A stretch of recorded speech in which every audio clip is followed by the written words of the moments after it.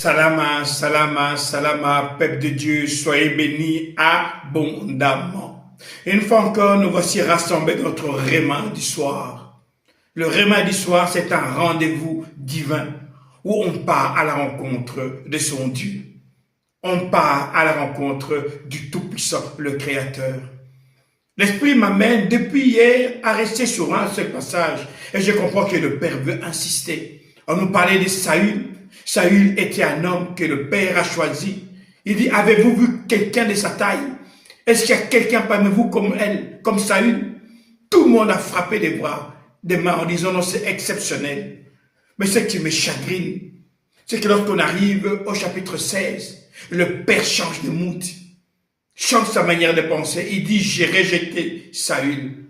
Voici, il parle ici au verset 3.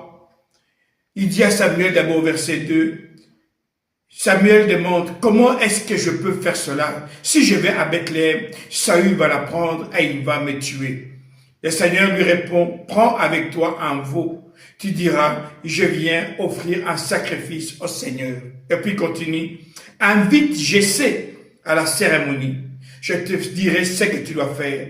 Je te montrerai celui que j'ai choisi et tu verseras de l'huile sur lui pour le faire roi. Le Père avait déjà choisi quelqu'un, Saül. Mais ici, on dit que le Père choisit quelqu'un d'autre. Mon frère, ma soeur, il y a un passage qui me parle souvent, c'est dans Hébreux 10, verset 38. On dit, mais le juste, mon juste, vivra par la foi. Mais s'il se retire, mon âme ne prend plus plaisir en lui. Mon juste vivra par la foi. Mais s'il se retire, mon âme ne prend plus plaisir en lui. Mon frère, ma soeur, quand le Père t'a pointé, il sait ce qu'il a mis en toi. Bien-aimé, si le Père est en train d'assister sur ce verset, de ne pas te retirer de sa présence, parce qu'il sait que dans le temps dans lequel on vit, sans lui, tu ne peux rien faire.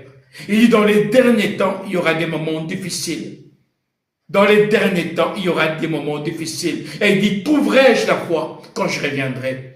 Et ici, il dit, mon juste vivra par la foi. Parce que c'est cette foi-là qui te permet de rester vivant dans la présence du Père.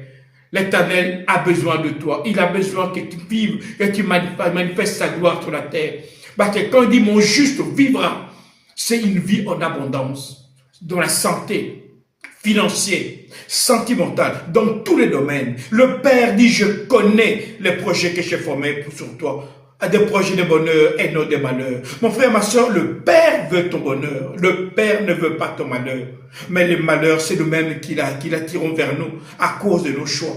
Saül s'est retiré du Père et le Père ne trouvait plus plaisir dans la présence de Saül. Lorsque tu viens dans le réma du matin, sache que tu donnes beaucoup de plaisir au Père. Tu mets de la joie au Père. Fais de l'Éternel tes délices et il te donnera ce que ton cœur désire. Mon frère, ma soeur, le réma du soir, c'est pour manifester notre amour vers le Père, de faire de lui notre délice et il nous donnera ce que notre cœur désire.